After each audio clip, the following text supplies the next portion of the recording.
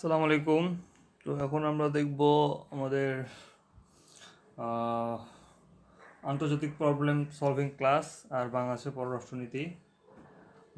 আচ্ছা, তাহলে হচ্ছে এখন এখানে হচ্ছে আপনার টপিক আছে তিস্তা বাস্তবায়ন চ্যালেঞ্জ, তারপর হচ্ছে বাংলাদেশ ভারত সম্পর্ক, রোহিঙ্গা সংকট, পাকিস্তান বাংলাদেশের অমীমাংসিত ইস্যু, আর বাংলাদেশের পররাষ্ট্রনীতি চ্যালেঞ্জ ও করণীয়, আর আপনার হচ্ছে এআরডি যেটা হচ্ছে আপনার ইউএসের সঙ্গে করা হয়েছে, সেটা হচ্ছে কি এগ্রিমেন্ট অন রেসিপ্রোকাল ট্রেড আর কি, এগ্রিমেন্ট অন রেসিপ্রোকাল ট্রেড।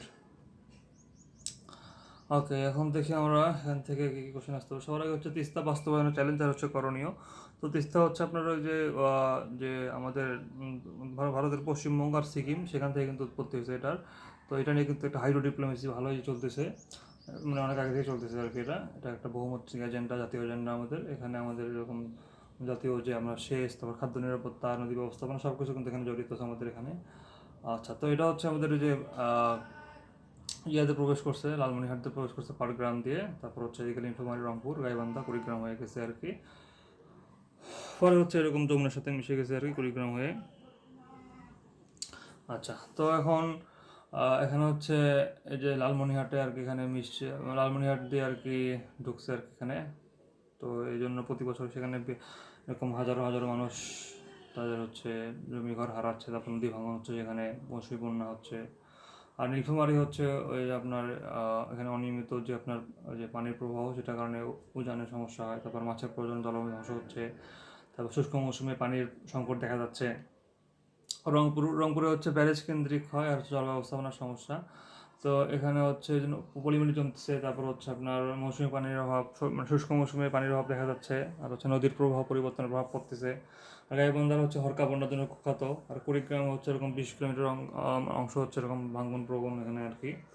তো এখন হচ্ছে আপনার তিস্তা নদী হচ্ছে যে কারণে গুরুত্বপূর্ণ, কারণ এটা হচ্ছে আমরা উত্তরবঙ্গের লাইফ লাইন। এটা হচ্ছে আমাদের উত্তরবঙ্গের যে কৃষি ও খাদ্য নিরাপত্তায় তিস্তার ভূমিকা রাখে। এরকম তিস্তার অভাবে কিন্তু, পানির অভাবে এরকম বছরে 15 লাখ টন হচ্ছে আপনার ধান কম উৎপাদন হয় আপনার। এটা হচ্ছে IFPRI, এটা হচ্ছে আন্তর্জাতিক খাদ্য নীতি গবেষণা ইনস্টিটিউটের ইয়ার অনুযায়ী আর কি, তারপর মানে তথ্য অনুযায়ী। আর এখানে শুষ্ক মৌসুমে এরকম প্রতিবার হচ্ছে আপনার লক্ষ লক্ষ মানে হেক্টর জমিতে সেচ প্রদান করতে হয়। তারপর হচ্ছে আপনার করতে পারতো আর কি যদি পানি থাকতো আর কি। আর হচ্ছে এরকম এর জন্য কিন্তু যেহেতু পানি পাচ্ছি না আমরা, ভূগর্ভস্থ যে পানির স্তর এরকম নিচে নেমে যাচ্ছে। আর তিস্তায় পানি না থাকলে এই যে ওই যে মানে পার্শ্ববর্তী যে জেলাগুলো আছে, সবগুলো জেলাগুলো ক্ষতি হবে। আচ্ছা, তারপর হচ্ছে এটা নদী ভাঙন রোধ করে আর হচ্ছে পরিবেশ সুরক্ষায় আর কি আপনার গুরুত্ব রাখে আর কি। এটা একটা ফ্লাড বাফার হিসেবে কাজ করে আর কি, পানি ধরে রাখে আর কি, যার ফলে অন্য জেলায় আর কি পানি চলে যায় না আর কি। এটা ফ্লাড বাফার হিসেবে কাজ করতে পারে। এটা হচ্ছে আপনার কৃত্রিম যে একটা ওই যে মাছের প্রয়োজনীয় জলভূমি, ওজন ইত্যাদি আর কি টিকে রাখতে পারে। আর হচ্ছে আপনার জনজীবন, অর্থনীতি আর নিরাপত্তা ভূমিকা রাখতে পারে। এখানে 5টা জেলা জড়িত আছে। তারপরে এখানে আপনার পর্যটন যোগাযোগের সুবিধা করতে পারে এটা যদি করা হয় আর কি, যদি ওই পানিটা রাখা যায়। তারপর হচ্ছে আপনার কৃষি, সবজি উৎপাদন, পাট চাষ, মাছ চাষ সব কিন্তু এখানে হতে পারে আর কি। এই জন্য হচ্ছে আপনার এই যে বাংলাদেশের একটা হচ্ছে, এটা যদি টেকসই ব্যবস্থাপনা না হয়, তাহলে এটা বাংলাদেশের একটা ইকোলজিক্যাল স্ট্রেস জোন কিন্তু এটা হতে পারে আমাদের জন্য। আচ্ছা, তিস্তা অন্তর্বর্তী চুক্তি 1983 সালে, এটা হচ্ছে আপনার 1983 সালে হয় আর কি। এটা হচ্ছে আপনার এটা একটা মানে ইন্টারিম এগ্রিমেন্ট আর কি। এটা একদম পুরোপুরি এগ্রিমেন্ট ছিল না আর কি, কূটনৈতিক সমঝোতার প্রথম ধাপ ছিল এটা আর কি, যেটা হচ্ছে জয়েন্ট রিভার কমিশন এটা করছে। তো সেখানে আর কি ফর 39% পাইতে হচ্ছে আপনার ভারত, আর হচ্ছে আপনার 36% হচ্ছে বাংলাদেশ, বাকি 25% হচ্ছে আপনার আর কি মানে স্বাভাবিক আর কি, অবন্টিত। তো এটা হচ্ছে ছিল অ্যাডহক বা অস্থায়ী ছিল, এখানে কিন্তু আইনগত কোনো বাইন্ডিং ছিল না আর কি, যার কারণে এটা কিন্তু পরে ওরকম মানে বাস্তবায়িত হয় না আর কি। কেউ কারো কথা মানতো না, মানে ভারত আর কি মানতো না আর কি, বাংলাদেশ তো চেষ্টা করতো। তারপর হচ্ছে এখন এই যে 1983 সালে আর কি চুক্তিটা যে কারণে কার্যকর হয়নি আর কি। এটা হচ্ছে আপনার যে গলডোবা ব্যারেজে ভারতের একতরফা নিয়ন্ত্রণ, অর্থাৎ যে গজলডোবা যে হচ্ছে আপনার ইয়েটা আছে, বাঁধটা আছে, যেটা আর কি তিস্তার নদীর উপর দিছে আর কি। তো সেটা মানে ভারত ইচ্ছা করে সেখানে পানি আটকে রাখতো, এখানে এটা আর কি কার্যকর হয়নি। আর ভারত আমাদের সাথে ডেটা শেয়ারিং করতো না, জয়েন্ট মনিটরিং অফ ফ্লো এটা কিন্তু হতো না আর কি। তারপরে চুক্তির কোনো মানে আর কি এখানে এখানে শাস্তির বিধান বা হচ্ছে ডিসপিউট মেকানিজম ছিল না। তো হচ্ছে রাজনৈতিক ইচ্ছাশক্তির অভাব, সেই সময় ভারতের অভাব ছিল আর কি ইচ্ছাশক্তির। আর হচ্ছে সিদ্ধান্ত নির্ধারণে পশ্চিমবঙ্গের প্রভাব, অর্থাৎ হচ্ছে আপনার এখানে কিন্তু রাজ্য শক্তি সরকারেরও একটা ভূমিকা আছে। রাজ্য সরকার যদি বলে সে চুক্তি করবে না, সেটা কিন্তু চুক্তি করা যাবে না আর কি, এই জন্য চুক্তিটা হয় নাই আর কি পরে। তো হচ্ছে এখান থেকে হচ্ছে আপনার ভারতের আপস্ট্রিম ডোমিনেন্স আর কি এখানে স্পষ্ট ছিল আর কি, তারা ইচ্ছা মতো নদীটাকে কন্ট্রোল করতো আর কি। তো এরপরে হচ্ছে আপনার স্ট্র্যাটেজিক ওয়াটার ইউজ, এটা হচ্ছে আপনার হিসাবে রয়ে গেছে আর কি, তারপরে আর ঠিক মতো হয়নি। আর গজলডোবা আপনার হচ্ছে ব্যারেজ, এটা হচ্ছে ওই যে এর উপর দেওয়া হয়েছে আর কি, তিস্তা নদীর যে ভারতীয় অংশটার উপর দেওয়া হয়েছে।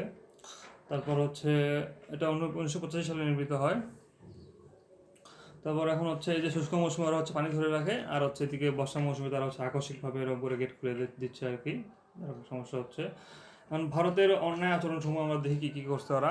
ওই যে আপনার হচ্ছে হেলসিঙ্কি যে রুলস 1966 সালে, আর হচ্ছে ইউএন ওয়াটার কোর্সেস কনভেনশন 1997 সালে, এই দুটো অনুযায়ী হচ্ছে উজান দেশ এরকম ভাটির দেশকে আর কি ক্ষতি করতে পারবে না। তারপর হচ্ছে পানি বন্টন একতরফা হতে পারবে না, অথবা তথ্য ডেটা নিয়মিত শেয়ার করতে হয় আর কি।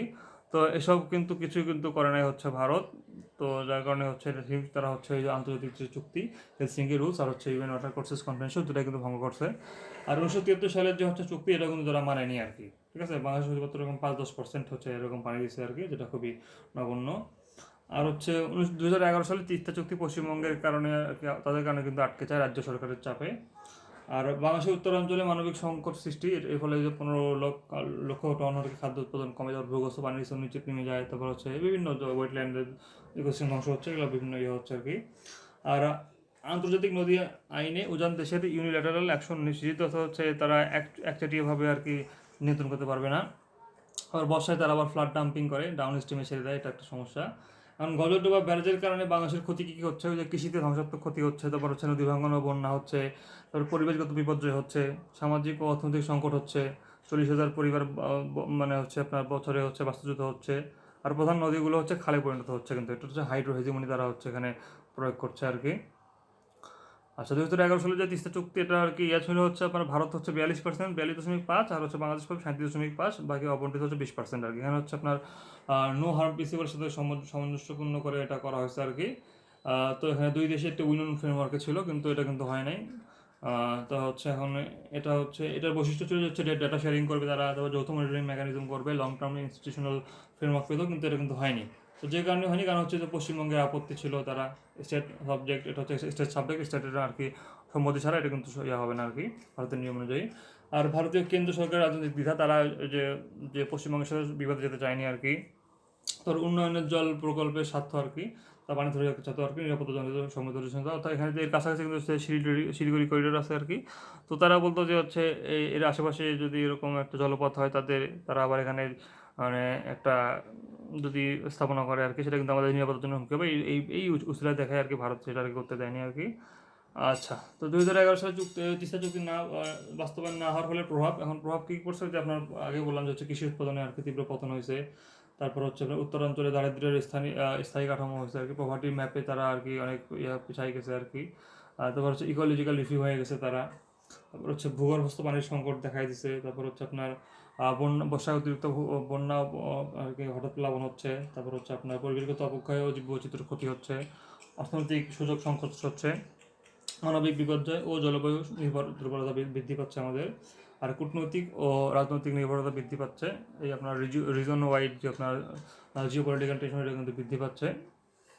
এখন তিস্তা ব্যারেজ শেষ প্রকল্প, এটা হচ্ছে টিবিআইবি নামে পরিচিত। এটা হচ্ছে আপনার 1979 সালে আর কি শুরু হয়েছিল, 1990 সালে এটা শেষ হয় আর কি। তো এটা হচ্ছে আপনার ওই যে ওই অঞ্চলগুলোর জন্য হচ্ছে পানি আটকে রাখে হচ্ছে পরে মানে খরা মৌসুমে সাপ্লাই দিতে পারে, কিন্তু এটা কিন্তু যথেষ্ট নয় আর কি। আচ্ছা, তারপর হচ্ছে এখন চীনের প্রসঙ্গ, আর হচ্ছে তিস্তা মহাপরিকল্পনা। এই যে তিস্তা মানে চীন একটা এখন প্রস্তাব দিচ্ছে আর কি, তারা এই যে এই যেটা বলে আর কি, কি বলে এটাকে, যে হচ্ছে তিস্তা পানি নিয়ে একটা অনেক বড় কাজ করবে আর কি, সেটা হচ্ছে তিস্তা মহাপরিকল্পনা। তো তো এখানে হচ্ছে আপনার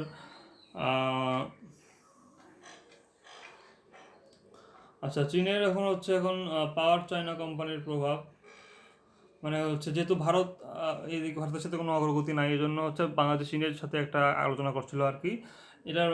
এটার জন্য হচ্ছে তারা ওই যে চীনের যে পাওয়ার চায়না কোম্পানি আছে, তাদের রাষ্ট্রায়ত্ত কোম্পানি। তো এটার সাথে তারা হচ্ছে একটা মিউচুয়াল মানে মেমোরেন্ডাম অফ আন্ডারস্ট্যান্ডিং সই করছিল আর কি। তো সেখান থেকে 2019 সালে প্রতিষ্ঠানটি আর কি তিস্তার এরকম সামগ্রিক ব্যবস্থাপনা আর পুনরুদ্ধারের জন্য একটা ব্লুপ্রিন্ট জমা দেয় আর কি। তো সেখানে বসে এরকম 203 কিলোমিটার আর কি বন্য নিয়ন্ত্রণ বাঁধ নির্মাণ করবে, তারপর হচ্ছে নদী খনন করবে, তারপর স্যাটেলাইট শহর তৈরি করবে, কৃষি পুনরুজ্জীবিত করবে, জলাধার সৃষ্টি করবে, সড়ক প্লাবনভূমি উন্নয়ন করবে, নদী নির্ভর শিল্পাঞ্চল গড়ে তুলবে। এগুলো হচ্ছে আর কি করবে। এটাকে বলা হচ্ছে Teesta river comprehensive management and restoration project, যেটাকে বলা হয় TRCMRP। ঠিক আছে, Teesta river comprehensive management and restoration project, এটা হচ্ছে সংক্ষেপে তিস্তা মহাপরিকল্পনা আর কি। তো ভারতের নিষ্ক্রিয়তা এটাকে হচ্ছে আপনার আমাদেরকেও চীনের সাথে চুক্তি করতে আর কি উৎসাহ দিচ্ছে আর কি। এটাকে বলে অল্টারনেটিভ হাইড্রো ডিপ্লোমেসি আর কি। তারপর এখানে হচ্ছে উত্তরাঞ্চলের যে হচ্ছে মানবিক সংকট চীনকে গ্রহণযোগ্য সমাধানকারী করে তোলে আর কি, তাদের এই জন্য হয়েছে কিন্তু। আর হচ্ছে বাংলাদেশে ভারত নির্ভরতা কমানোর জন্য কিন্তু একটা করছে, অর্থাৎ ইন্ডিয়া ডিপেন্ডেন্ট হাইড্রো পলিটিক্স এখানে ঝুঁকিপূর্ণ, এই জন্য চীনের দিকে ঝুঁকছে আর কি।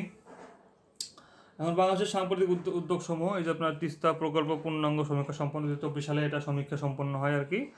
আর যে ইউসুফ সরকারের সময় হচ্ছে আপনার ওয়াটার ম্যানেজমেন্ট মাস্টার হিসেবে স্বীকৃতি দেয় হচ্ছে চীনকে তারা।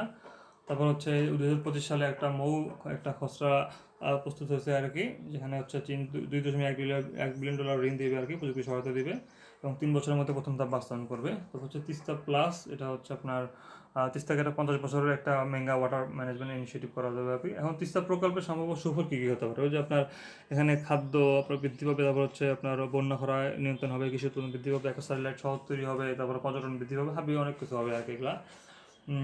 তো হচ্ছে আপনার এখন তিস্তা মহাপরিকল্পনা দেখি আমরা, যে হচ্ছে এই মহাপরিকল্পনার মূল উপাদানগুলো কী কী? এখানে একটা স্যাটেলাইট শহর হবে, তারপরে ইন্ডাস্ট্রিয়াল জোন হবে, লজিস্টিক হাব হবে, তারপর হচ্ছে পর্যটন অঞ্চল হবে, 150 মেগাওয়াট সৌর বিদ্যুৎ কেন্দ্র হবে, মেরিন ড্রাইভ ও নদীপথ যোগাযোগ হবে। আর হচ্ছে খ নম্বরে বলছে এটা হচ্ছে আপনার নদী খাল কেটে গভীরতা বাড়াতে হবে, এরকম 10 মিটার পর্যন্ত বাড়াতে হবে এরকম গভীরতাগুলো। ফলে এরকম উত্তরবঙ্গের সঙ্গে আর কি নদীপথ যুক্ত হয়ে যাবে পুরো দেশ। এই জন্য হচ্ছে 30 থেকে 40% আর কি আপনার পরিবহন খরচ কমে আসবে কিন্তু। আর এটা হচ্ছে BBIN যেটা আছে, বাংলাদেশ, ভুটান, ইন্ডিয়া, নেপাল, এই যে আপনার করিডোর, এর সাথে যোগাযোগ করতেও কিন্তু সহায়তা করবে। আর হচ্ছে আপনার ওই যে 200 থেকে 224 কিলোমিটার বাঁধ নির্মাণ করা হবে, যেটা হচ্ছে আপনার হিউম্যান সিকিউরিটি ফ্রেমওয়ার্ক দিবে আর কি। এখানে হচ্ছে আপনার এই যে আপনার প্রায় 3 কোটি মানুষের এখানে জীবন জীবিকা সুরক্ষিত হবে আর কি। আর হচ্ছে আপনার এদিকে বনভূমি পুনরুদ্ধার, তারপরে চরভূমি, তারপর হচ্ছে অবকাঠামো নিশ্চিত করা হবে আর কি। তারপর হচ্ছে আপনার 50-60 হাজার একর জমিতে সেচ চাষ আর কি করা হবে। তো এইভাবে আর কি অনেক উৎপাদন হবে। তারপরে একাধিক টার্মিনাল করা হবে, এখানে জেটি করা হবে, মেরিন ড্রাইভ করা হবে, স্থানীয় কর্মসংস্কৃতি বৃদ্ধি পাবে, তারপর হচ্ছে জলাধার নির্মাণ করা হবে, কৃষি আয় বৃদ্ধি হবে, শুকনো মৌসুমে নিয়ন্ত্রণ ব্যবস্থাপনা হবে। তারপর হচ্ছে যে SDG 90 এখানে আর কি আসবে। তারপর হচ্ছে পরিবেশ বান্ধব আর অন্যান্য রিভার ট্রেনিং করা হবে এখানে। আর ওয়েটল্যান্ড ইকোসিস্টেমকে ঠিক করা হবে। নেচার বেস সলিউশন এখানে NBS আর কি ব্যবহার করবে তারা। আর এটি কেবল পানি প্রকল্প নয়, অর্থাৎ সব দিক দিয়ে আর এখানে সুবিধা পাবে। তো এখন হচ্ছে এটার সুবিধাগুলো কী কী আমরা দেখি। তিস্তা মহাপরিকল্পনা বাস্তবায়ন হলো বাংলাদেশের সুবিধা হচ্ছে কি, এখানে হচ্ছে আপনার ওই যে ইম্পোভেরিজ যে বেল্টটা আছে, দারিদ্র যে বেল্ট আছে, এটাকে আমরা উন্নয়ন করতে পারবো, দুর্বল অর্থনীতি পুনর্জাগরণ করতে পারবো। তবে এখানে হচ্ছে রিজিওনাল ডেভেলপমেন্ট থিওরি, অর্থাৎ যদি আপনার অবকাঠামো আর সম্পদের পরিমাণ যদি বাড়ানো যায়, সেই অঞ্চলে একটা সুষম একটা উন্নয়ন হয়, এটা হচ্ছে আপনার রিজিওনাল ডেভেলপমেন্ট থিওরি হবে আমাদের মানে হচ্ছে তিস্তা অঞ্চলে আর কি। আর 2 নম্বর বলছে আপনার হচ্ছে যে কৃষি উৎপাদনের বিপ্লব, আর হচ্ছে আপনার খাদ্য নিরাপত্তা বৃদ্ধি পাবে এখানে, অর্থাৎ যে ফুড ওয়াটার এনার্জি নেক্সাস, এগুলো যদি থাকে আর কি আপনার মানে এগুলো শুধু সব যদি একসাথে থাকে, তাহলে কিন্তু আপনার হচ্ছে একটা সব কিছু সমন্বিত ব্যবস্থাপনা নিশ্চিত করা যায় আর কি, এটাই বলছে এখানে। নদী ভাঙন নিয়ন্ত্রণ আর হচ্ছে মানবিক দুর্যোগ হ্রাস করা যাবে এখানে। এখানে ডিজাস্টার রিস্ক রিডাকশন করা যাবে এখানে, 203 কিলোমিটার বাঁধ নির্মাণ করা হবে। আর পানি সংরক্ষণ ও পরিবেশ পুনরুদ্ধার করা হবে এখানে, মানে বাস্তুতন্ত্র পুনরুদ্ধার করা হবে, ইকোলজিক্যাল রেস্টোরেশন থিওরি এখানে কাজে আসবে।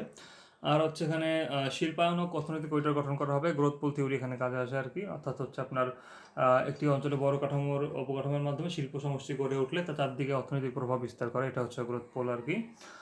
আর হচ্ছে যোগাযোগ আর বাণিজ্য উন্নয়ন হবে, এটা হচ্ছে আপনার যে ইনফ্রাস্ট্রাকচার লেড ডেভেলপমেন্ট থিওরি, এটা আর কি বলে আর কি। অর্থাৎ অবকাঠামো উন্নয়ন হলে সেটা সব দিকে ছড়িয়ে যাবে আর কি। আর পর্যটন ও নদী কেন্দ্রিক অর্থনীতির বিস্তার, এখানে আপনার একটা সাস্টেনেবল ডেভেলপমেন্ট ট্যুরিজম থিওরি এখানে খাটাতে পারেন আর কি।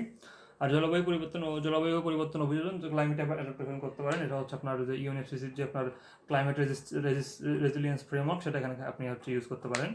আর সামাজিক স্থিতিশীলতা হচ্ছে মানবিক উন্নয়ন, এখানে হচ্ছে অমর্ত্য সেনের যে আপনার হিউম্যান ডেভেলপমেন্ট অ্যাপ্রোচ আর কি, ক্যাপাবিলিটি অ্যাপ্রোচ, সেটা আপনি এখানে ইউজ করতে পারেন। আর হচ্ছে ভূরাজনৈতিক ভারসাম্য, এটা হচ্ছে জিওপলিটিক্যাল লেভারেজ আমাদের উপর আর কি কমে যাবে আর কি। আপনারা এখন ইন্ডিয়ার সাথে এটা একটা আমরা দর কষাকষি উপাদান হিসেবে ইউজ করতে পারি এই আপনাদের প্রকল্পটা, এটা হচ্ছে আপনার স্ট্র্যাটেজিক হেজিং বলে যেটাকে।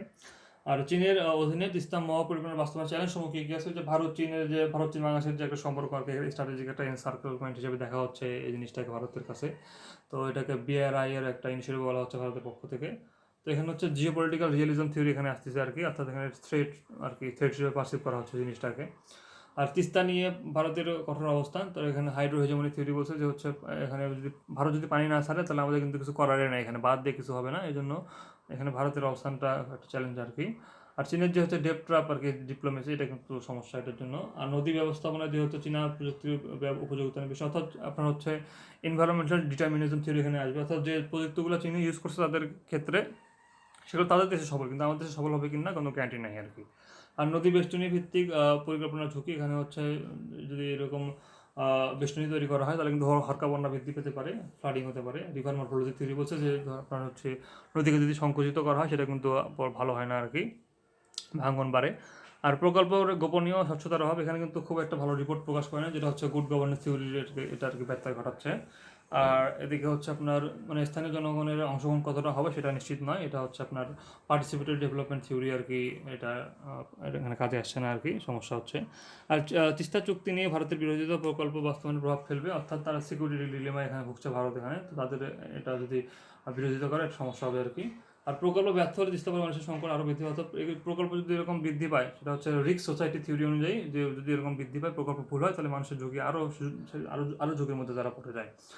আর নদীর নাব্যতা, চরভূমি, মাছের প্রজনন ইত্যাদি সব কিছু প্রাকৃতিক প্রভাবের উপর নির্ভরশীল, অর্থাৎ প্রাকৃতিকভাবে যদি এগুলোকে সংরক্ষণ না করা যায় তাহলে কিন্তু কৃত্রিমভাবে এগুলো সংরক্ষণের সমস্যা হয়। এটা হচ্ছে আপনার ইকো হাইড্রোলজি থিওরি বলছে আর কি, যদি স্বাভাবিক গতিবিধি এখানে মেনটেন না করা যায় তাহলে কিন্তু আপনার হচ্ছে এই কৃত্রিমবাদ এগুলো কিন্তু সেই ইকোসিস্টেমের ফ্লোটাকে নষ্ট করে দিবে আর কি। আর হচ্ছে প্রকল্পের অর্থনৈতিক সুবিধা নিয়ে অতিরিক্ত প্রত্যাশা, অর্থাৎ সবাই অতিরিক্ত প্রত্যাশা করতেছে, যেটা হচ্ছে আপনার কস্ট বেনিফিট অ্যানালাইসিস থিওরি আর কি, বলতেছে যে হচ্ছে আপনার সব সুযোগ সুবিধা দেখে তারপরে নেওয়া দরকার আর কি। আর স্থানীয় পরিবেশ ও জীব বৈচিত্র্যের উপর অংশের প্রভাব, অর্থাৎ কোন প্রভাব কী করবে সেটাকে জানি না আমরা, এটা আর কি করতে হবে, এনভায়রনমেন্টাল ইম্প্যাক্ট অ্যাসেসমেন্ট করতে হবে আগে। আর ভারত চীন প্রতিযোগিতার কারণে বাংলাদেশের পররাষ্ট্রনীতি কঠিন হয়ে পড়বে, এটা হচ্ছে আপনার জিও পলিটিক্যাল প্রেশার জোনে পরিণত হতে পারে একটা, অর্থাৎ small state foreign policy theory অনুযায়ী ছোটো রাষ্ট্রগুলোর এরকম প্রতিযোগিতায় পড়লে ভারসাম্য রক্ষা কঠিন হয়ে যায়, এটা এখানে আসতে পারে।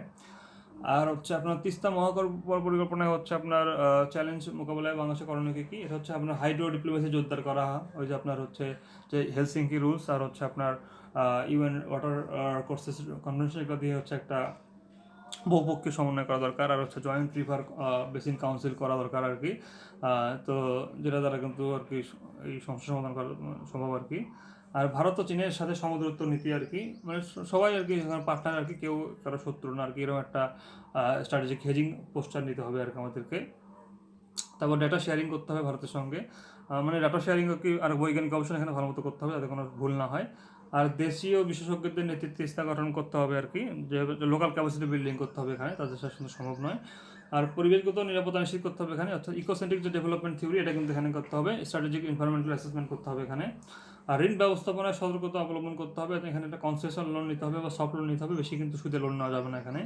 আর নিরাপত্তা ও আপনার হচ্ছে উদ্যোগ আমাদের ভারতকে সংযুক্ত করে এখানে, মানে ভারতকে আনা হতে পারে এখানে, যে তোমরা দেখো এখানে সব কিছু দেখো, কোনো সমস্যা নেই, আমাদের সিকিউরিটির জন্য কোনো সমস্যা হচ্ছে না, এরকম একটা গ্যারান্টি তাদেরকে দিতে হবে। এটাকে বলা হয় হচ্ছে মানে স্ট্র্যাটেজিক ভালনারেবিলিটি তৈরি করা যাবে না এখানে আর কি। আর ওই যে কনফিডেন্স বিল্ডিং মেজার এটা নিতে হবে আর কি, বিভিন্ন প্রকল্প করে বিভিন্নভাবে তাদের কনফিডেন্স বিল্ড আপ করতে হবে, এটাকে সিবিএম বলে, কনফিডেন্স বিল্ডিং মেজার্স, তাদেরকে আমন্ত্রণ করতে হবে, মানে পরিপেক্ষক হিসেবে তারা হচ্ছে পর্যবেক্ষক হিসেবে দেখতে পারে কোথায় কিছু হচ্ছে আর কি। আর স্থানীয় জনগণকে প্রকল্পের প্রধান স্টক হোল্ডার হিসেবে নিযুক্ত করা, অর্থাৎ এখানে পার্টিসিপেট ডেভেলপমেন্ট থিওরি ইউজ করতে হবে। আর হচ্ছে এখানে বন্যা নদী ভাঙ্গন পানি প্রবাহ ব্যবস্থা স্বাভাবিক একটা মাস্টার প্ল্যান থাকতে হবে, মাস্টার প্ল্যান তারপর যেটা হয় ইন্টিগ্রেটেড ওয়াটার ম্যানেজমেন্ট, যেটা IWRM আর কি, সেটা এখানে ইয়ে করতে হবে।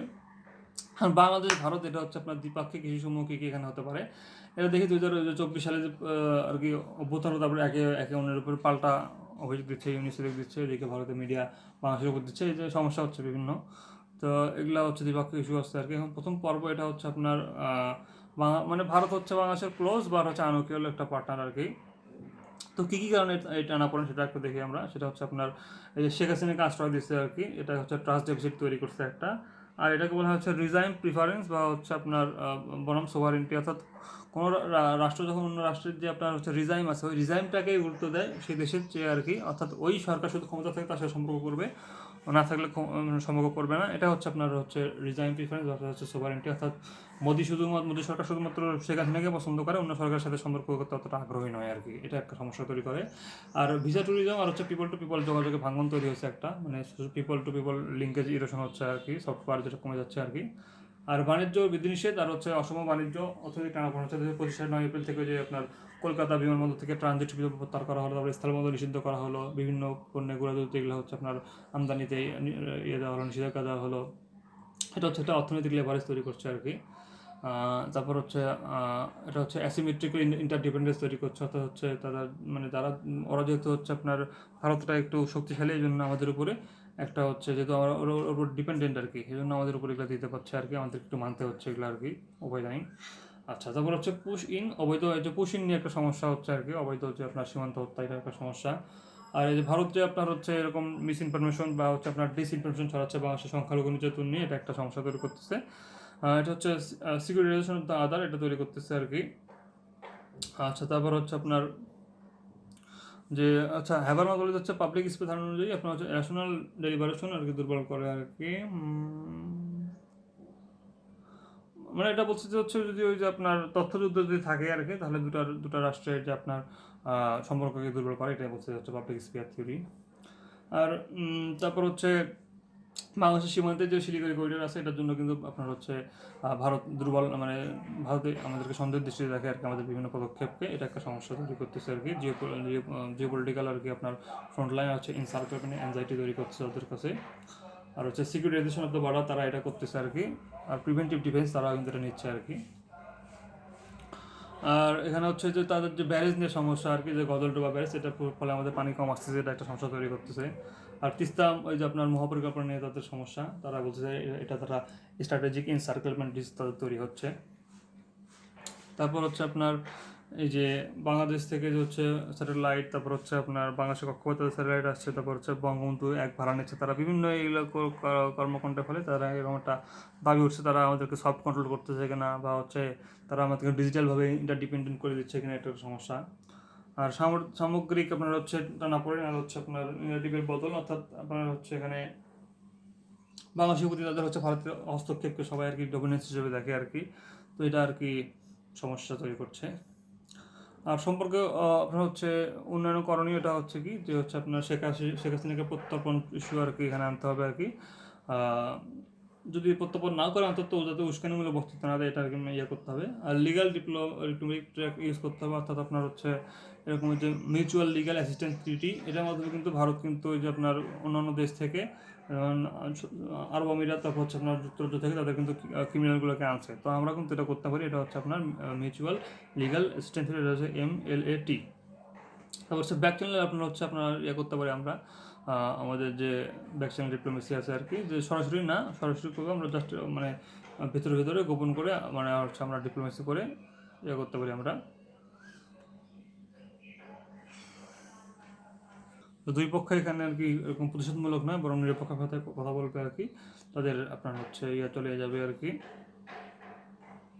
তো ওই যে এখানে অ্যাসিমেট্রিক ইন্টারডিপেন্ডেন্স থিওরি বলে যে হচ্ছে ছোটো রাষ্ট্র যদি বড় রাষ্ট্রের সঙ্গে এরকম কূটনৈতিক আলাপ করতে চায়, সেখানে ছোটো রাষ্ট্রকে একটু নমনীয় আর কি পরিচালনা করতে হয় আর কি। আর এখানে সিকিউরিটি অ্যাসুরেন্স আর কি দুই দেশই দু দেশকে আর কি সিকিউরিটি দিবে আর কি, দেওয়ার চেষ্টা করবে, যে হচ্ছে আপনার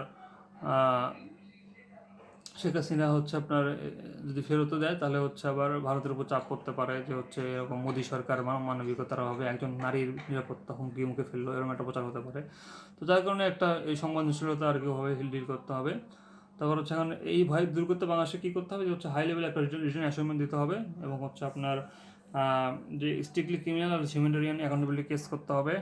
এখানে হচ্ছে কমপ্লেক্স ইন্টারডিপেন্ডেন্স থিওরি আসে, অর্থাৎ দুই রাষ্ট্র হচ্ছে আপনার শুধুমাত্র আপনার হচ্ছে বাণিজ্যের দিক থেকে নয়, তারা হচ্ছে নীতি নিরাপত্তা সব দিক থেকে আর কি এখানের উপর নির্ভরশীল, এখানে তাদের ইস্যু লিঙ্কেজ আছে, তো এটা বাদ দিয়ে কিন্তু দুই রাষ্ট্রের সম্পর্ক উন্নত হতে পারে না, এখানে ন্যাশনাল ডিসিশন নিতে হবে। ওকে, তারপর এখানে আর কি আছে, আচ্ছা পুশ ইন সংকট সমাধানের কূটনৈতিক পথ আমাদেরকে ইয়ে করতে হবে, পলিটিক্যাল কস্ট সেটিং স্ট্র্যাটেজি, এখানে বলতেছে হচ্ছে আপনার আহ, মানে এই চুক্তি এই আপনার থিওরি আগে তারা হচ্ছে সব মুসলমানকে বাংলাদেশে ঠেলে দিচ্ছে আর কি। তো এটা সমাধানের জন্য একটা জয়েন্ট আপনার হচ্ছে ভেরিফিকেশন মেকানিজম করতে হবে, জেভিএম, জয়েন্ট ভেরিফিকেশন মেকানিজম, যেটা করে কিন্তু আপনার ওইদিকে ওই যে ইয়েতে সফলতা পাইছে আর কি অলরেডি। কোথায় জানি এখানে দেখা দেখা যাচ্ছে, এটার মাধ্যমে আর কি একটা সীমান্ত এলাকায় ভেরিফিকেশন করতে হবে, আইরিস স্ক্যান করতে হবে, যে যে দেশের নাগরিক সে দেশে দিতে হবে আর কি। ওই যে আপনার এখানে দিচ্ছে যে হচ্ছে আপনার ভারত মায়ানমার সীমান্তে কিন্তু এটা অলরেডি করা হয়েছে, যেখানে কিন্তু সুযোগ সুবিধা পাওয়া যাচ্ছে আর কি এটা অলরেডি।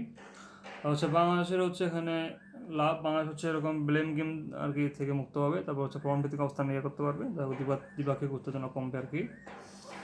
আচ্ছা, তারপর হচ্ছে মানবাধিকার ভিত্তিক কূটনীতি করতে হবে আর কি। এখানে ফোর্সফুল হচ্ছে আপনার এক্সপালশন টু থার্ড কান্ট্রি, এটা আর কি নিষিদ্ধ করতে হবে, নিষিদ্ধ আর কি সব দেশেই আর কি।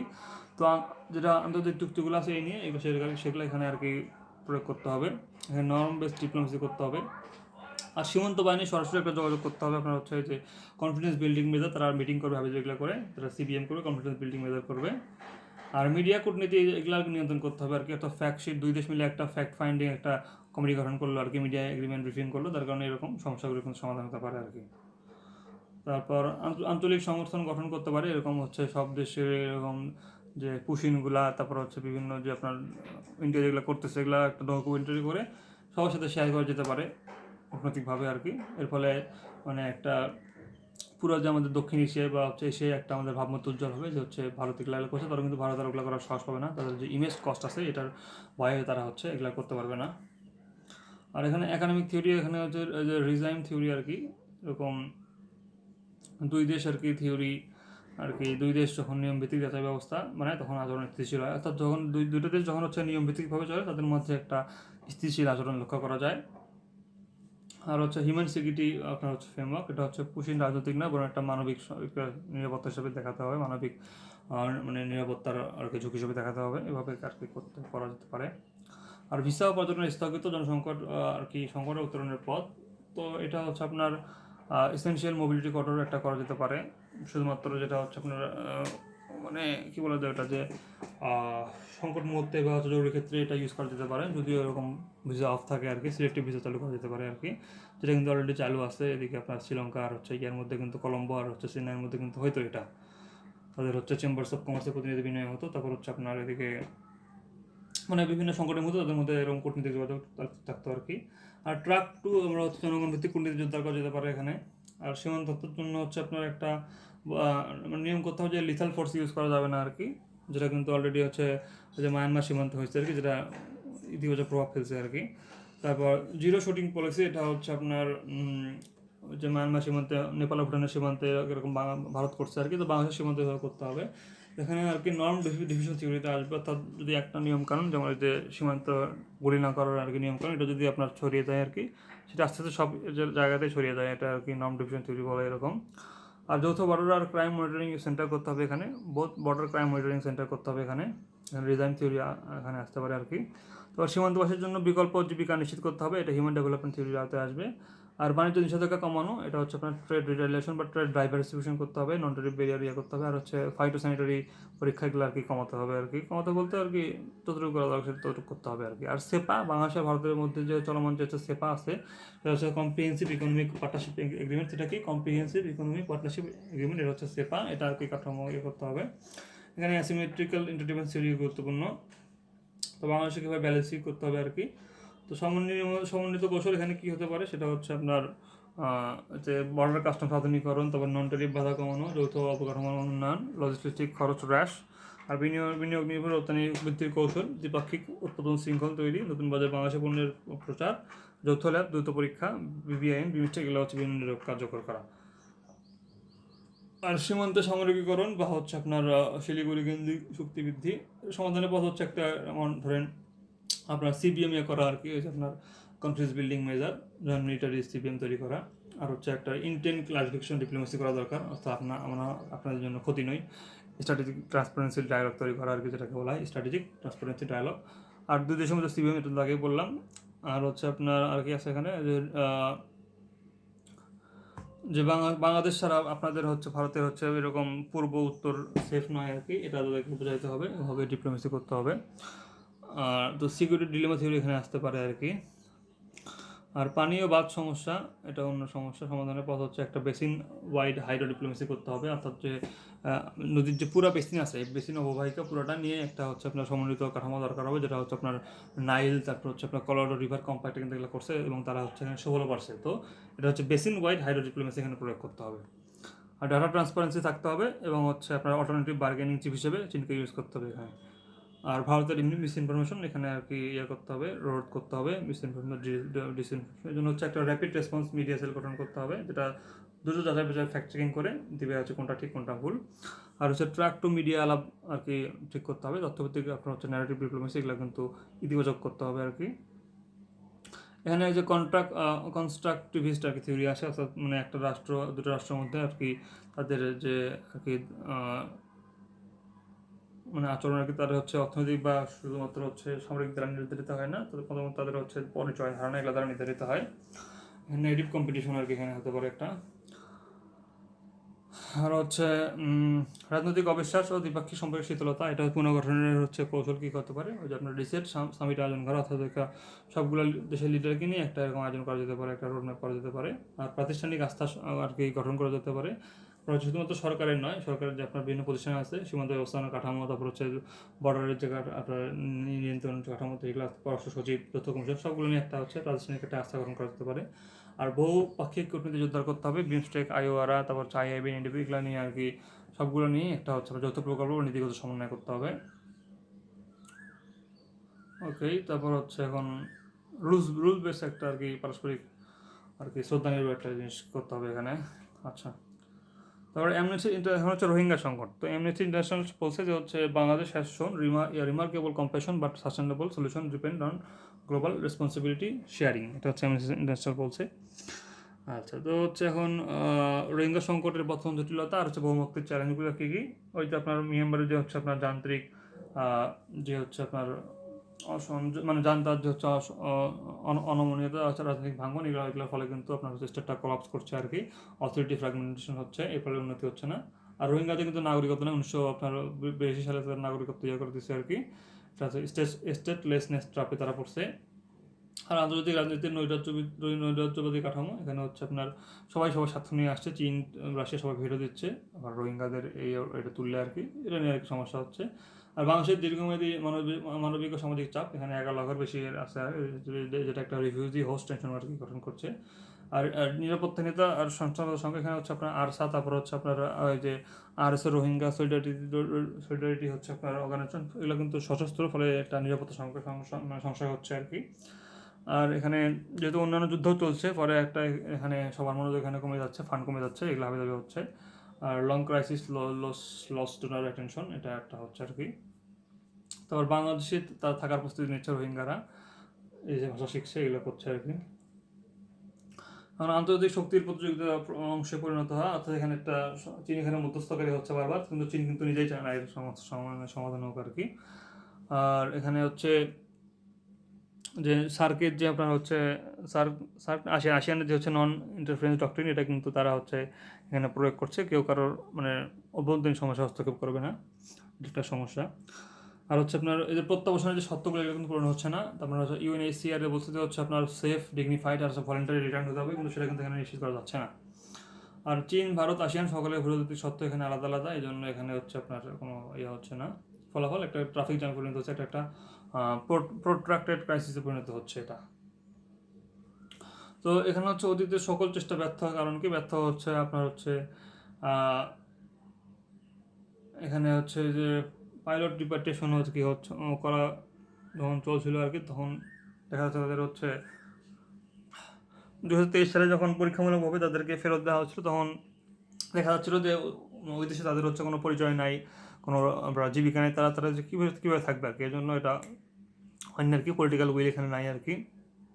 আর নেগোসিয়েশন পার্টিস মিসম্যাচ, অর্থাৎ এরকম সামরিক জান্তা সাথে আলোচনা করা হচ্ছে, কিন্তু সামরিক জান্তা কিন্তু তাদেরকে বের করে দিচ্ছে, একটা সমস্যা, তাদের সাথে আলোচনা করলে কিন্তু এটা হবে না।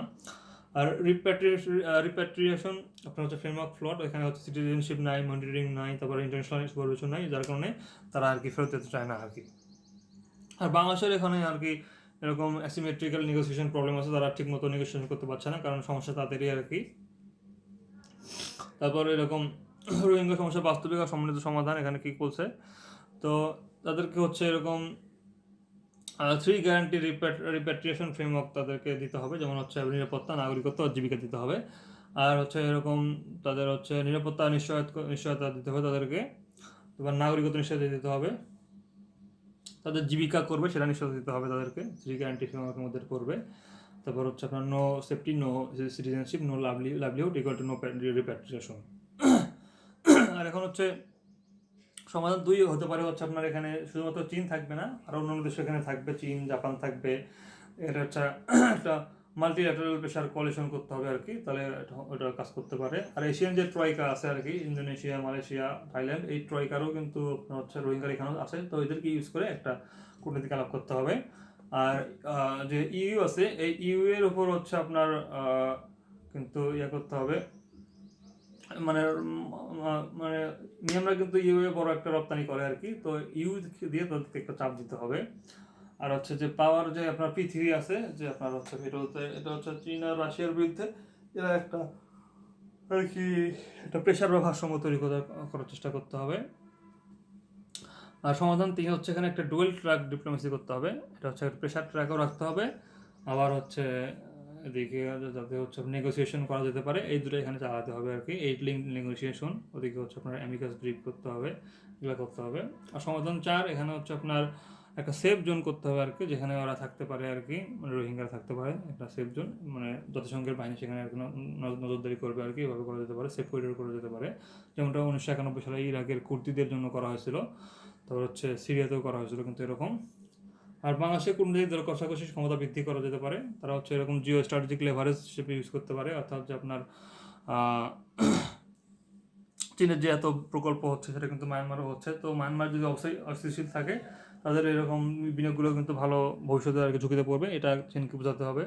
আবার এদিকে ইন্দো প্যাসিফিক অ্যালাইনমেন্ট করতে হবে, অর্থাৎ যদি আপনার হচ্ছে মায়ানমার যদি ঠিক থাকে, তাহলে কিন্তু তাদের বিআইআরটা ভালো মতো আর কি করতে পারবে, এই জন্য চীনকে করতে হবে। তারপর হচ্ছে এইড বার্গেনিং করতে হবে, অর্থাৎ শুধুমাত্র সহায়তায় নয়, আপনাদেরকে মিয়ানমারের উপর চাপ প্রয়োগ করতে, এরকম একটা কূটনীতি করতে হবে। আর এখানে আন্তর্জাতিক ন্যারেটিভ নতুনভাবে তৈরি করতে হবে, অর্থাৎ যে রোহিঙ্গা ক্রাইসিসটা শুধুমাত্র একটা মনে করেন সিকিউরিটি থ্রেট না, এটা হচ্ছে একটা হিউম্যানিটেরিয়ান ক্রাইসিস, এভাবে আর কি উপস্থাপন করতে হবে, তাহলে একটা সমস্যা সমাধান হতে পারে। আর বাংলাদেশ পাকিস্তান একটা অমীমাংসিত ইস্যু, এই যে 1971 সালে হচ্ছে এখানে চ্যালেঞ্জগুলো কী কী আর কি, মানে ক্ষতিপূরণের প্রশ্ন, যে 1971 সালে যে হচ্ছে আপনাদের আমাদের যে গণহত্যা করছে, এটাকে শুধুমাত্র তারা একটা বিচ্ছিন্নবাদী একটা আন্দোলন বা ষড়যন্ত্র হিসেবে তারা বলে আর কি, যেটা ঠিক নয় আর কি, তাদেরকে স্বীকার করতে হবে তারা গণহত্যা করছে, এবং হচ্ছে আমাদের কাছে ক্ষমা চাইতে হবে আর কি। তো এটা হচ্ছে ট্রানজিশনাল জাস্টিস আর হচ্ছে হিস্টোরিক্যাল রিকনসিলিয়েশন থিওরির মধ্যে পড়ে, যেখানে হচ্ছে অতীতের যখন দায় স্বীকার না করলে একটা গভীর বিশ্বাস বা ট্রাস্ট ডেফিসিট তৈরি হয়, এবং হিস্টোরিক্যাল রিকনসিলিয়েশন থিওরি বলে যে হচ্ছে অতীতের নৃশংসতার স্বীকৃতি ছাড়া ভবিষ্যৎ সহযোগিতা স্থায়ী হয় না, এটা হচ্ছে হিস্টোরিক্যাল রিকনসিলিয়েশন থিওরি বলে। আচ্ছা, অন্তর্বর্তী সরকারের সময় পাকিস্তানের উচ্চ সরকারের সফর ও কূটনৈতিক উষ্ণতা, তো এই যে কয়েকদিন আগে তারা আসছিল আর কি, বিভিন্ন চুক্তির ব্যবহার করছে, আমদানি রপ্তানি একটু বাড়ছে আর কি, 4টি সমঝোতা চুক্তি হয়েছে আর কি। তারপর হচ্ছে আপনার বাণিজ্য ট্রেড এগুলো ভিসা নীতির পরিবর্তনের কথা বলা হয়েছে, এনওসি শিথিল করার কথা, নো অবজেকশন সার্টিফিকেট করার কথা বলা হয়েছে, তারপর হচ্ছে জয়েন্ট ইকোনমিক কমিশন করার কথা বলা হয়েছে, তারপরে তারা বিভিন্ন অর্থনৈতিক নজর ঘুরে দেখছে, তারপর 20% এরকম বাণিজ্য বৃদ্ধি পেয়েছে আর কি। তো এটাকে বলা হচ্ছে আন্ডার ইউটিলাইজড ইন্টারডিপেন্ডেন্স, অর্থাৎ দুটা দেশের যখন এরকম সম্পর্ক যখন অনেক দিন তাদের থাকে আর কি, অবহিত থাকে আর কি, এটা আর কি ঠিকমতো তারা ফাংশন করে না আর কি। আচ্ছা, মানে দুই দেশের মধ্যে তারপর হচ্ছে শিক্ষা সাংস্কৃতিক বিনিময় হচ্ছে আর কি, তারপর হচ্ছে ঢাকা বিশ্ববিদ্যালয় পাঞ্জাব বিশ্ববিদ্যালয়ের সম্পর্ক পুনরুদ্ধার হচ্ছে, তারপর যৌথ গবেষণা কর্মসূচির সূচনা হচ্ছে আর কি, এটা একটা ভালো দিক। তারপর কনসুলার সহায়তা, জটিলতা মানবিক ইস্যুতে আর কি দুজনের জন্য সহায়তা করছে, হিউম্যানিটেরিয়ান ডিপ্লোমেসিতে সহায়তা করছে। তারপর আবার এদিকে নিরাপত্তা ইস্যু আছে, বা ভারত দাবি করছে যে হচ্ছে তারা হচ্ছে আইএসআই আবার কক্সবাজারের দিকে পাঠাচ্ছে, আবার হচ্ছে কিন্তু বাংলাদেশ বলছে আমরা হচ্ছে আমাদের সয়েলটাকে তাদের এরকম সামরিক কার্যক্রম ইউজ করতে দেবো না, এটাকে বলা হয় নো সয়েল পলিসি। তারপর হচ্ছে আপনার আন্তরিক সহায়তা, যেমন হচ্ছে সিপেক হচ্ছে চায়না পাকিস্তান ইকোনমিক করিডোর, এখানে যুক্ত হওয়ার একটা সম্ভাবনা আছে আর কি। তারপর হচ্ছে এদিকে বিসিআইএম, বাংলাদেশ কিন্তু অলরেডি বিসিআইএম এর সদস্য আর কি, দুটার মধ্যে একটা ব্যালেন্স করতে হবে। এদিকে ধরেন হচ্ছে উইন উইন একটা সিচুয়েশন এখানে রাখতে হবে আর কি, অর্থাৎ যে চায়নার সাথে যে সম্পর্ক এটা ধরে রাখতে হবে। আবার বাংলাদেশ যেহেতু অলরেডি বিসিআইএম যুক্ত আছে, তারপর হচ্ছে টিমস থেকে যুক্ত আছে, এটাকে আর কি আগে নিতে হবে, পাশাপাশি ওখানে মানে সম্পর্ক ধরে রাখতে হবে। পাইলট ফিশের মতো বিহেভিয়ার করতে হবে এখানে, একটু ডিফেন্স মানে স্ট্র্যাটেজিক হেজিং করতে হবে।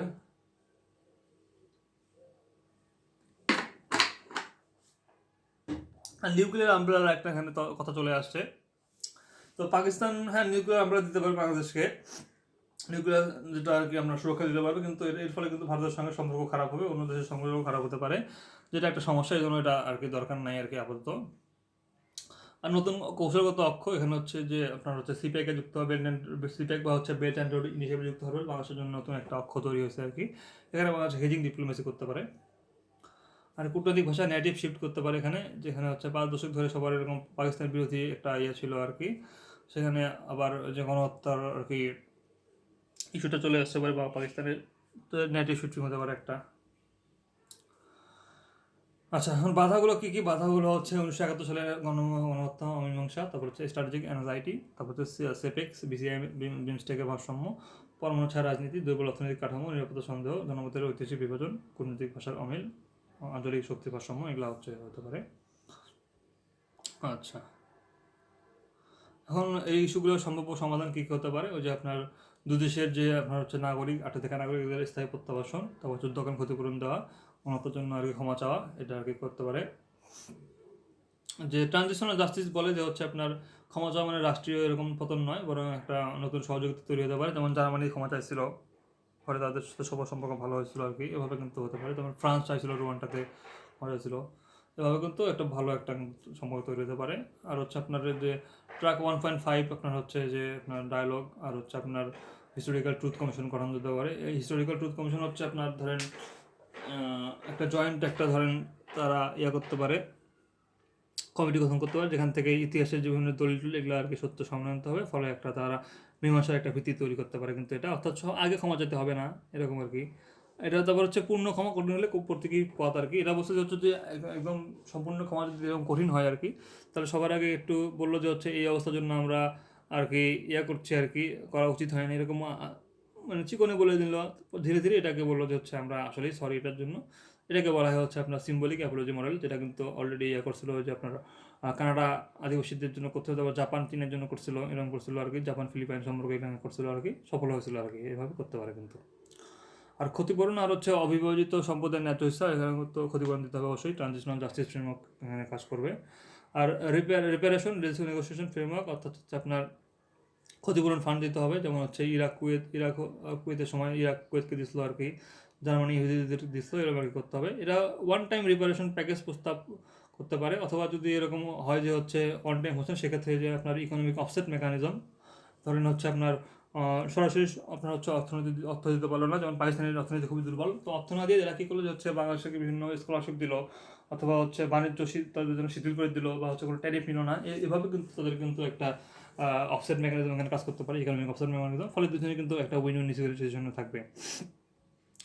আর বাংলাদেশের আরবিট্রেশন রাজনীতিক চাপ চড়িয়ে নিরপেক্ষ সমাধানের পথ করতে হবে, অর্থাৎ মানে পার্মানেন্ট কোর্ট অফ জাস্টিসে তারা যেতে পারে। ধরেন দুই দলের যদি এরকম মোকাবেলা মানে ধরেন মীমাংসার সমস্যা হয়, একটা নিরপেক্ষ অথরিটির কাছে গেল, পিসিএর কাছে গেল, গিয়ে তারা সব মানে উত্তেজনা আর কি সীমিত করে নিল আর কি। আচ্ছা, তারপর হচ্ছে এখন বাংলাদেশে কূটনীতি ইস্যুকে একটা মানে ধরেন পিউনিটিভ জাস্টিস হিসেবে নয়, বরং একটা ধরেন একটা রেস্টোরেটিভ জাস্টিস হিসেবে আর কি করতে পারে। আর দুদেশে থাকা হচ্ছে আপনার যারা নাগরিক আছে এদেরকে আপনার হচ্ছে করতে হবে, প্রত্যাবাসন করতে হবে। আগে যে 1970 সালে যে আপনার ট্রাইবেট পিরিয়ড আপনার হচ্ছে এগ্রিমেন্ট ছিল, এটা এখানে করতে হবে, নতুন চুক্তি করা হচ্ছে, এটা আগেরটাই পুনরুজ্জীবিত করা ভালো আর কি, ট্রিটি নেগোসিয়েশন করার ক্ষেত্রে। তো এটা আর কি যে যে দেশে চলে যায় সে দেশে আর কি সে থাকবে আর কি, এভাবে করতে পারে। অ্যান্ড জয়েন্ট রিপ্যাট্রিয়েশন মেকানিজম, এটা হচ্ছে আপনার দুই দেশ তারা হচ্ছে বিভিন্ন সংস্থার সহযোগিতা তারা রিপ্যাট্রিয়েশনটা করতে পারে। আর সিটিজেন ক্লারিফিকেশন ফ্রেমওয়ার্ক, অর্থাৎ কে কোন দেশের নাগরিক একটা কাঠামো থাকতে সেই কাঠামো অনুযায়ী তারা করবে আর কি। এখানে রিজাইন থিওরি আসতে পারে, লিবারাল ইনস্টিটিউশন থিওরি আসতে পারে, এগুলো আসতে পারে। আচ্ছা, বাংলাদেশের পররাষ্ট্রনীতির ভবিষ্যৎ দিক নির্দেশনা, তো হচ্ছে আপনার এখানে নির্ধারক সমূহ হচ্ছে আপনার কী কী আছে, এই যে 25 নম্বর অনুচ্ছেদ, সবার সাথে বন্ধুত্ব করবে আর কি, কারো এদিকে হস্তক্ষেপ করবে না। তারপর হচ্ছে আপনার শান্তিপূর্ণ সমাধানের চেষ্টা করা হবে। তারপর এদিকে জুলাই সনদ কিছু বলা আছে এদিকে হয়ে যাবে, আর বললাম না। আচ্ছা, প্রেসিডেন্ট জিয়া রহমানের পররাষ্ট্রনীতি অনেক ভালো ছিল আর কি। অর্থনৈতিক সংকট আন্তর্জাতিকভাবে তিনি ভালোই মোকাবেলা করছিলেন। তারপর হচ্ছে তিনি বাংলাদেশের যে একটা পাওয়ারের কথা বলছেন আর কি, মানে যত ছোটোই হোক বাংলাদেশের একটা হচ্ছে আপনার তাকে সম্মান করা দরকার, এভাবে তিনি পররাষ্ট্র সাজালেন আর কি। তারপর হচ্ছে 1945 সংবিধান 145 ক সংশোধন করেন আর কি, যেখানে বলা হয় যে হচ্ছে যে কোনো চুক্তি আপনার হচ্ছে বিদেশি চুক্তি রাষ্ট্রপতির নিকট পেশ করতে হবে, রাষ্ট্রপতি সেটিকে সংসদে উপস্থাপন করবেন আর কি। আচ্ছা, বাংলাদেশ হচ্ছে এদিকে ধর্মীয় যে কান্ট্রিগুলো আছে মিডল ইস্ট এদেশের সম্পর্ক ভালো করছে, আবার হচ্ছে আপনার হচ্ছে এদিকে যুক্তরাষ্ট্র সম্পর্কও ভালো করছে আর কি, নেক্সট সম্পর্ক মোটামুটি ভালোই ছিল, কিন্তু রাশিয়ার সঙ্গে একটু খারাপ হয়ে গেছিলো আর কি। তারপর এদিকে কী করে আর, তারপর হচ্ছে আপনার আঞ্চলিক সহায়তা যে সার গ্রহণ করছিল। তারপর রোহিঙ্গা ইস্যুতে অনেক ভালো একটা পদক্ষেপ নিয়েছে, যেটা বলছে যে হচ্ছে মিয়ানমারের তখন যে হচ্ছে রাষ্ট্রপ্রধান তাকে বলছিল যে রোহিঙ্গাকে ফেরত না, নাহলে এদেরকে আমরা মিলিটারি ট্রেনিং দেবো, ফলে এরা কিন্তু তোমাদেরকে হামলা করবে। তো এই হুমকিতে তারা কিন্তু আবার রোহিঙ্গাকে ফেরত নিয়েছে আর কি, হিংসা প্রজেক্ট গঠন করে এখানে।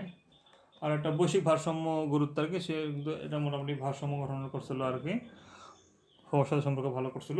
বেগম খালেদা জিয়া এটা আর কি এটাই চালাইছিল আর কি।